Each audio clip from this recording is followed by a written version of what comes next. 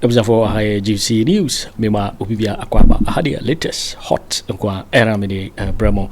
Enuti so nya subscribe to channel idea bomodia say obe subscribe. Gabe ad say obe click the subscribe button you know. Na wabele notification no. We sa video fufuru bia be upload no. When the first person what's ebeka sa video.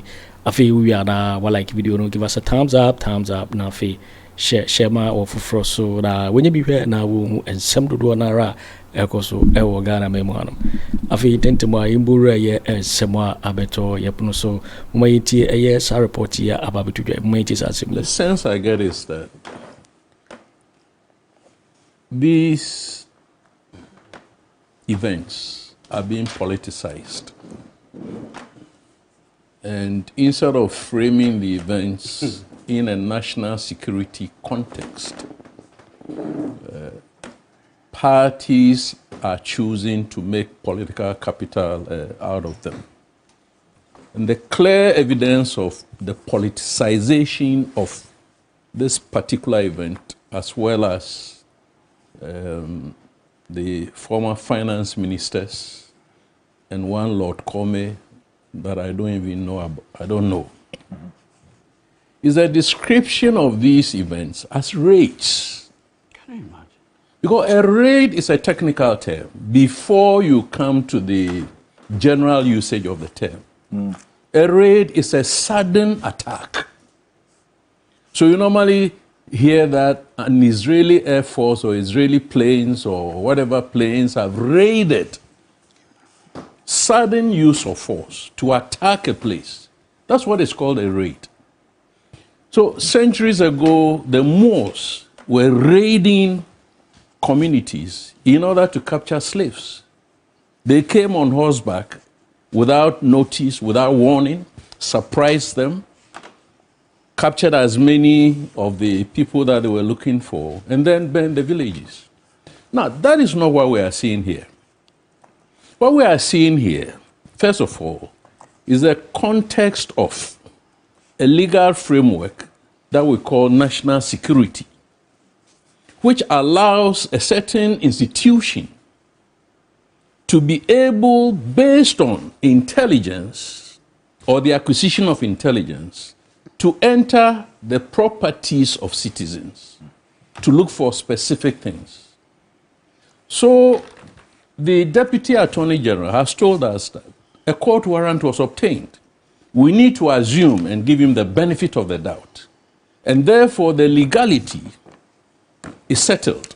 That once the Attorney General's outfit says that a bench warrant was obtained, then we need probably to discuss other aspects of, you know, the event or the activity, which I think Senior Counsel Martin Pebu and my other learned friend, Eduji Tamaklo, you know, have pronounced themselves very well on.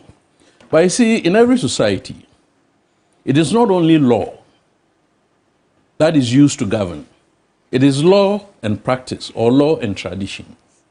What the council call a manier, the way and manner in which things are done.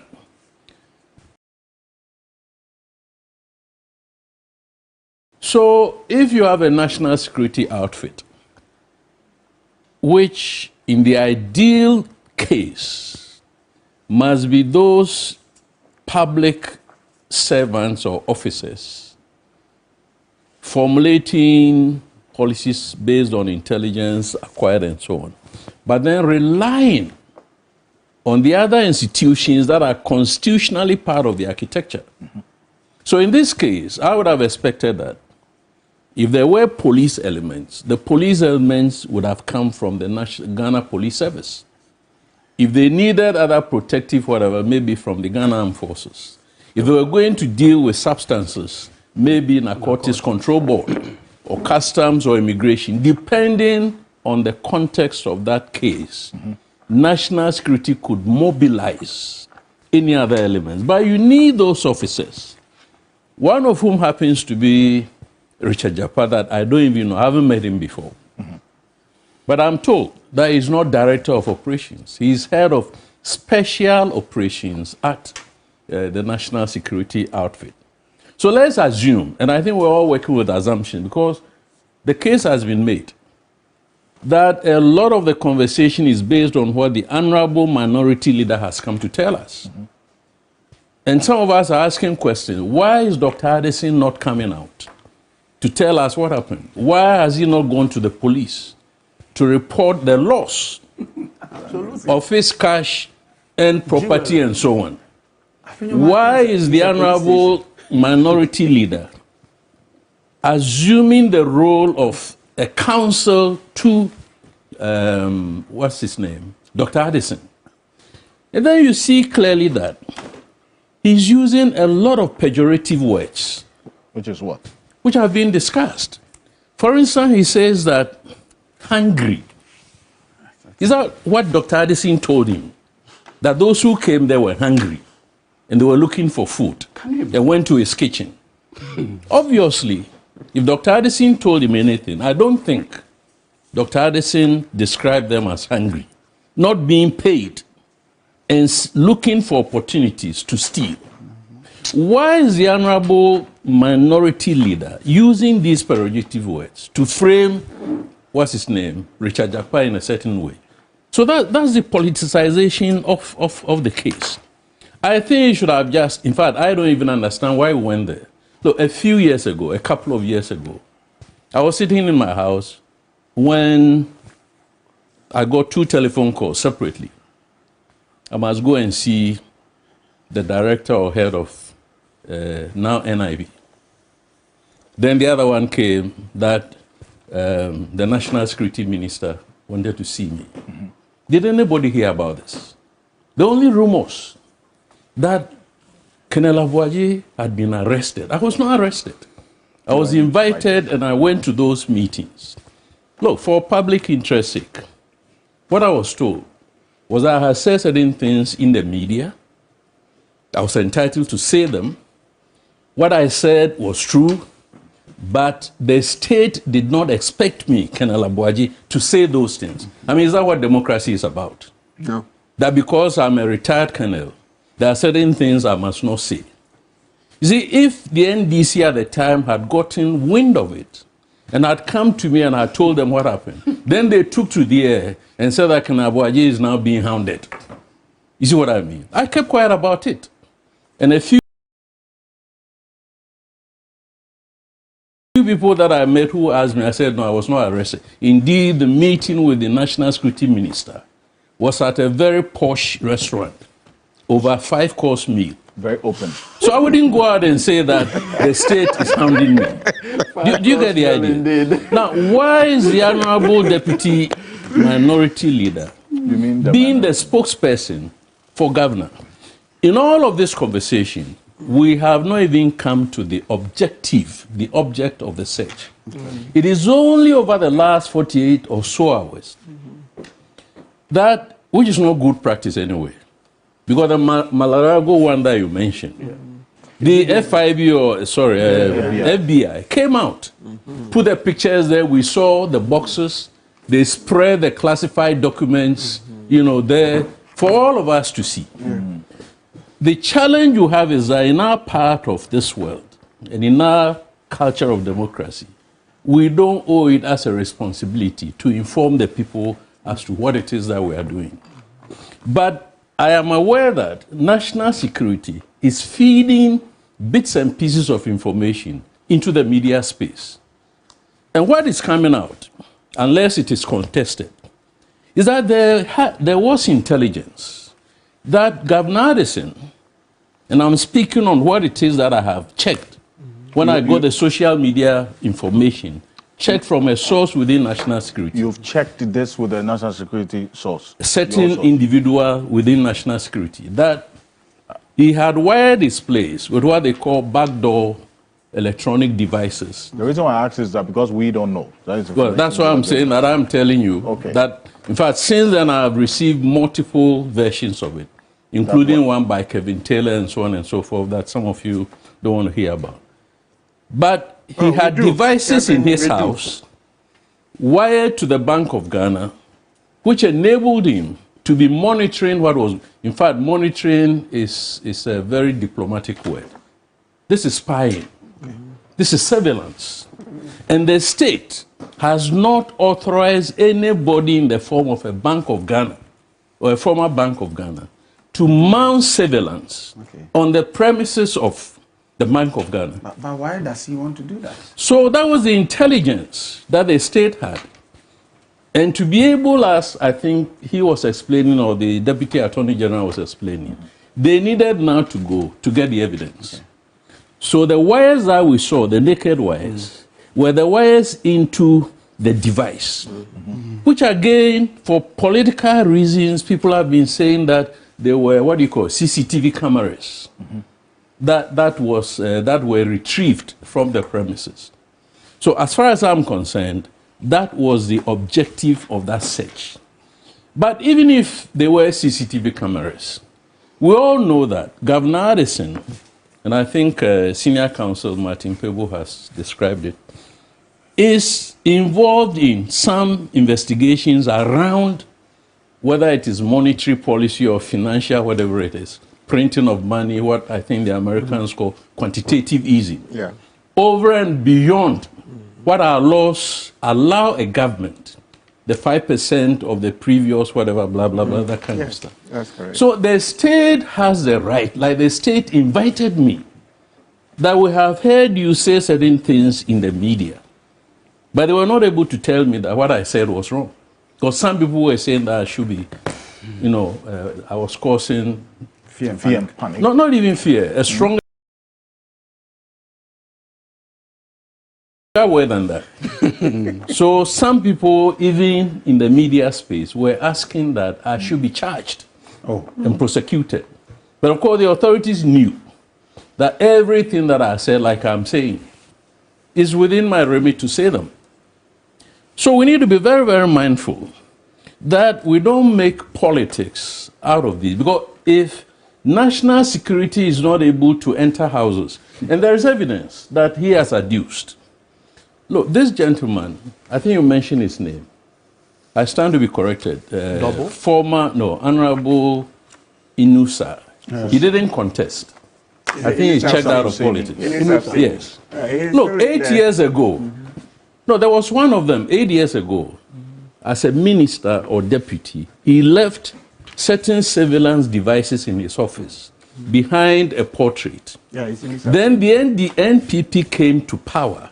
And whoever occupied the office detected that those devices were there. What did the NPP say at the time? They said that the NDC was mounting surveillance on them. Now, the gentleman came out publicly and apologized that he forgot. He should have removed them. In any case, he was not allowed, as a government official, to surveil his own office.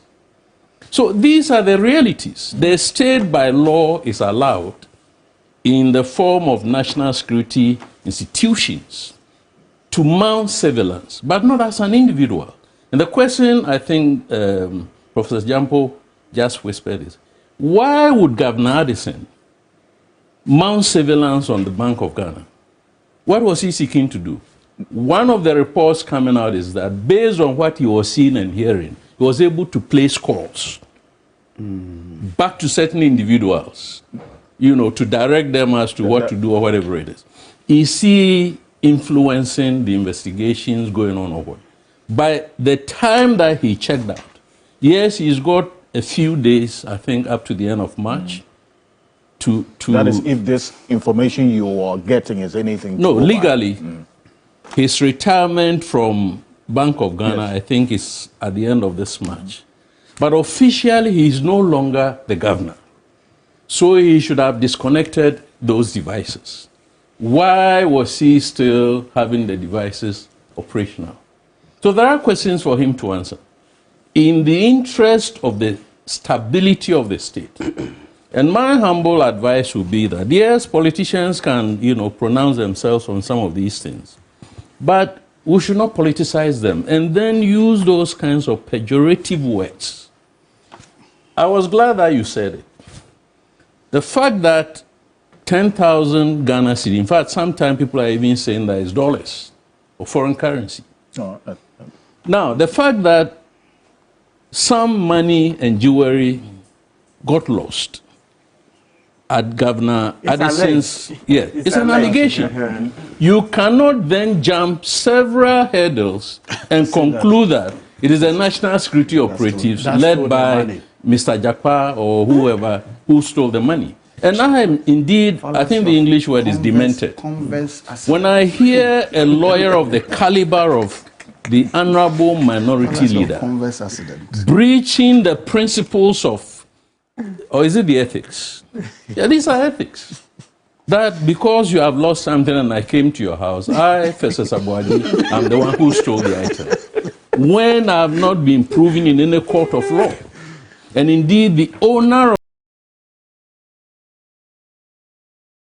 of the property has not even gone to any police station, to make such a case. So let's use the right words. These things happen. From Kwame Nkrumah's time as a young boy at South Central, I was aware that Kwame Nkrumah's security operatives were all over the places, especially if you were rich. I saw somebody being taken from his house, a wealthy man, without a portmanteau, a few gatherings in the scarf of his wife. And what I was told as a young boy was that from there straight to Nsawam.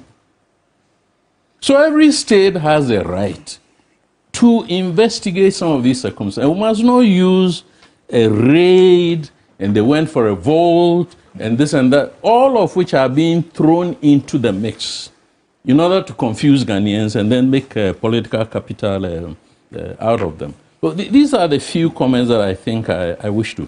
But on the procedures, yes. Look, even in the absence of specific search procedures for national security, this is a law enforcement activity. And law enforcement, constitutionally, is the terrain of the national police. So even if you don't have as an institution, you'll be minded to go by the prescriptions of, which is why, in the event that the armed forces, for instance, have to conduct a search, they should not go and use the military ways of raiding in order to search a citizen's property in peacetime. They should then come down and place themselves at the level of law enforcement. In that context, you'll be going with a search team or a search party, the few individuals who are trained in how to search or what to look for. You have lookouts. So when you enter the house, you will still have other people outside. You have communications to wherever you want to have the communications, to go to. And then I would expect that Governor Addison, because of his academic or whatever background, would know that he had a right to ask them, do you have that piece of paper they call a bench warrant? And I think the Attorney General has said it. Then to go a step further and say, what is there? The details of the details. Is it a phone that they were supposed to go and look for? But even that, if you come to my house and ask me, Professor Sabuaji, do you have a phone? Yes, I have a phone. Where is it? This is it. You should ask me, do you have other phones? Well, I'm telling you, since my days at the OAU, 2000, the first phone that I used, this phone, that phone, they are all sitting in my house. I see. Assuming he doesn't even ask, or the person who's going to be searched doesn't ask of the details of the warrant, is it also incumbent on the operative or whichever security agency personnel to show the person the details of the said warrant? It's an obligation. It's an obligation because when the police is arresting you, first of all, they announce themselves as being whoever they are. Then they tell you why they are arresting you. They cannot just arrest you and handcuff you or wherever it is. You see, so per the same principle, you need to tell the person, we are here, we are from national security, we are coming to search your premises, we have been authorized by this piece of paper. And you can have a look at it. Now, if, as lawyer Martin Pebu is saying, they must even have another copy that they serve on the, that is better. If they have body cams, that is better. So my final word is that, look, this democracy was not invented by our forefathers. We borrowed the culture from somewhere. we must practice our democracy the way those who brought democracy here, operate with it. And the Mar-a-Lago one is a clear example. You go on TV every day, you see events happening in the US, America, wherever. Then you see law enforcement officials together with their police counterparts, district level, county level, state level, parading themselves and briefing the media. Why is national security in Ghana, not this time, going back, not able to come out and tell Ghanaians that for this or that and that reason, we went to so and so, of course, not before, but after. After. We should be interested. Because as you call it in the media, this is a public interest story. You see what I mean? So you expect that the national security should publicly engage the Ghanaian people through the media, have a press conference, for instance, on this matter, to also set the record straight or respond to these allegations that have been made against them because of the impact of public perception when this festers for long? If they had done that, all of this conversation based only on one narrative probably might not have been necessary, or at least would have had a balanced, informed discussion. But at this moment, all that we are doing is looking at what the Honorable Minority Leader has said. So those days of national security being silent and, whatever is gone. They should come out and that speak. method that is being used, feeding information through social media, is not the best. Because each time you now need to call somebody and find out, is this thing true? And yesterday I was told, yes, what you are seeing is true. You say it. It's not the best way of managing national security. Come out publicly, call the press or the media, brief them. And then the media will disseminate the information. Then the discussions will go on Net FM, Asempa, this and that. And then Ghanaians will be informed. And I think that is better for democratic stability. But you see, the problem with law... No, 30 seconds. Yes. The problem with law enforcement officers putting details of investigations at the preliminary level is also dangerous. Because you see, in the context of an investigation are leads. Now, if you provide somebody you are investigating that these are the things I'm looking for, and the reason or something for this is A, B, C, D, the culprit or the suspect under the circumstance, you are effectively arming the person with potential leads or person you are likely to call in the course of the investigation. And so that's also a danger inherent in disclosures. So you want to just find out how much of the information should be disclosed. And from the learned Deputy Attorney General, he simply said, look, we went, or we had a warrant, so whatever that was done was within the confines of the rule of law. We have not violated anything so far. Maybe we can do more from the perspective you've shared. Right. We can do more. But how much of information can we disclose? I think that's a question first of all should be able to answer. All that I'm saying is, there's that need for that old ways of keeping quiet and allowing whatever. Well, let the public talk. This is our modus operandi. We don't respond to such issues. We should do away with it. How should the response to these allegations against the national security come, and how much information should be put out there? It is not. I don't see any risk to the process. Okay. All I'm saying is that you came to my house with a bench warrant. You showed me what you were looking for. My phone, my water tank. That's what do we call them? Polythene tanks. Or polytanks. Yes, please. Because you had intelligence that I had staffed them as a former official of, I staffed them with foreign currency, this and that and that. Now, that is not, it's not a classified information. It's already on the bench warrant.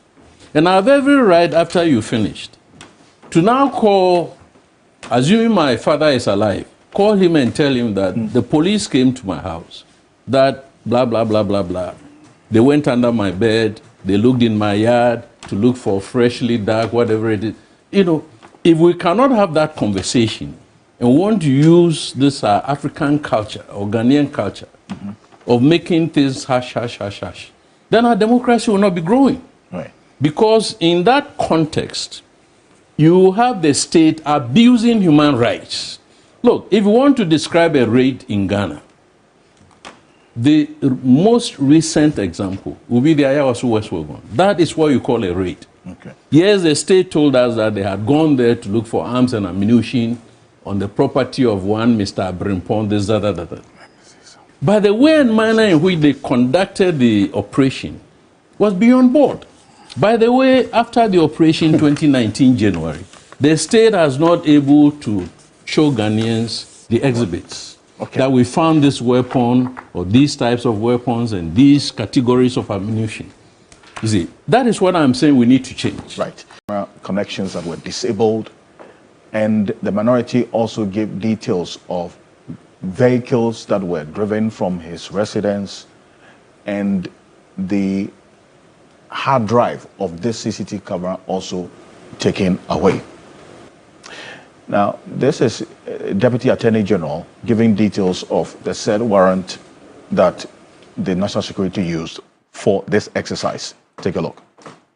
Concerns are on two sides. There are a group of people who believe that the AG is actually being slow, and there's another group of people who are of the view that the AG is being aggressive. I mean, last night there were some searches conducted in some homes, and the views are divided. But I would like to assure the public that we are, as much as we can, pursuing persons who are believed or are suspected to have looted, state assets, being money or other properties. We are committed, and work is going on day and night for that to be done. Most importantly, we are also doing so within the framework of rule of law, because as you may know, there have been instances in the past where persons who are suspected have been treated, have been arrested in manners that don't comply with the rule of law, where violation of human rights and other laws have been broken just because people are suspected. We've also witnessed instances where people have been put on trial for years without any evidence and without any conviction, without any trial, and they wake up, go to court, and they are just spending money on lawyers. We are determined, and when I say we, I mean my boss, the Attorney General. He is of the view, his policy is that he will not put anyone before any court without having sufficient evidence to prosecute the person. So the reason for the delay we are seeing, or what most of the public are seeing as delay, is that we are making sure that we get it right, we get the evidence before we put someone in court. We are not in the business, or we will not be in the business of putting people before the court and now seeking permission to go and now look for the evidence. At least we must have what we call sufficient evidence to be able to put people before criminal court. Counsel, so you are saying the searches, including the BoG, former BoG governor, was sanctioned by your office? So the offices, there are so many. So if you look at how government works, we work with other institutions, and people submit complaints. So, but every search that you see, is part of the government framework to fight the corruption, and we'll take responsibility for the search that are happening. And we want to make it clear that those searches and the mode in which they were done in accordance with law. Warrants were procured and warrants were used to conduct those searches. Well, that's Dr. Justice Adam Shrem side there. It says those searches that were done and the mode in which it was done in accordance with the law because there were warrants. But the minority questions that particular position. Alexander Afenyo Markin, the minority leader, addressed the press this week, give some detail, and some monies, according to him, that were stolen, and other items as well. Take a look. We've heard of some raids, and in some cases, these so-called security operatives rob these officials when they are leaving their premises. First was a raid on the home of the former finance minister, Ken Ofori, led by one Richard Jakpa, a known NDC activist who describes himself as Director of Operations at the National Security. The majority leader, when this matter came before Parliament, apologized on the floor of the House in respect of this lawless conduct. At dawn yesterday, specifically at 5 a.m., Mr. Richard Jakpa was at it again. This time, he led armed men to the residence of Dr. Addison, the former governor of the Central Bank. According to Jakpa, he had a warrant to search the premises of Dr. Addison at his Roman Ridge residence. Again, when Dr. Addison inquired from him, he told him that he was looking for a vault, which to them, the man had some money, cash in it. They forced their way, overpowered the security, and entered his premises. This Rambo-style approach must cease. This is the first time in the history of our country that a governor of a central bank is being subjected to such a treatment. Very traumatizing. In fact, at the end of their raid, they could not find anything. Unfortunately for the governor, some 10,000 cedis on his bed could not be found. So some of these hungry party foot soldiers that they use, who parade themselves as national security operatives, after all, perhaps not even being paid, and they use this opportunity to steal. The governor's wife's earrings and necklaces were also not traced. They couldn't be found. In other words, those operatives stole these earrings and necklaces. Ghana is a mature democracy, and we should do better. Yo, if you win and someone about better, you so because so when you subscribe to channel idea, but more than say over subscribe. Now, while like video, give us a thumbs up, now fee, share my work for so now when you be here now and somewhere also, Ghana memoir. Also, bit me otchere wondering afire and some way in our comment box in my next video. Thanks for watching. Like and share the video. You can also drop your comment. Please don't forget to subscribe. Click on the bell to turn on the notification.